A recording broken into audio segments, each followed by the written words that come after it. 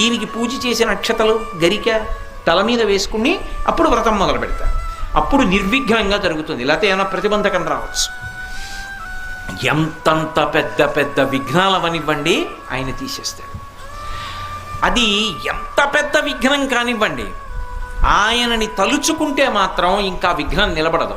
ఆ విఘ్నాన్ని తీస్తాడు. అందుకే ఒక్కొక్క దేవాలయంలో 2 విఘ్నేశ్వరులు ఉంటారు, 2 వినాయకమూర్తులు ఉంటాయి. ఒక శివాలయంలో ఒక శివలింగమే ఉంటుంది, ఒక్కొక్క శివాలయంలో 1 కన్నా ఎక్కువ శివలింగాలు ఉంటాయి. అప్పుడు ప్రదక్షిణంలో పానవట్టం దాటచ్చు. సరే, ఇప్పుడు శైవాగమానికి సంబంధించిన విషయం ఎందుకు, కానీ వినాయకుడు సాధారణంగా ఒక్కడే ఉంటాడు, ఉండాలి కూడా. కొన్ని చోట్ల ప్రత్యేక సందర్భాలలో ఇలా ఎందుకు పెట్టారండి అని మీరు అడిగారు అనుకోండి, పిల్లాడిని ఎలా బయటికి తెప్పించాలో అర్థం కాక విష్ణువు మొట్టమొదట ఆ పిల్లాడి ముందు ఇలా చెవులు పట్టుకొని గుంజీలు తీశాడు. గుంజీలు తీస్తే మామయ్య అదేమిటి అంత విచిత్రంగా కిందకి మీదకి ఊగుతున్నామని పడి పకపకా నవ్వాడు. ఆ నవ్వడంలో పొలమారి లోపల ఉన్న సుదర్శన చక్రాన్ని పైకి కక్కాడు. పైకి కక్కడానికి విష్ణువుకి సాధనంగా ఆనాడు గుంజీలు తీశాడు కనుక ఎవరు గుంజీలు తీస్తారో వాళ్ళని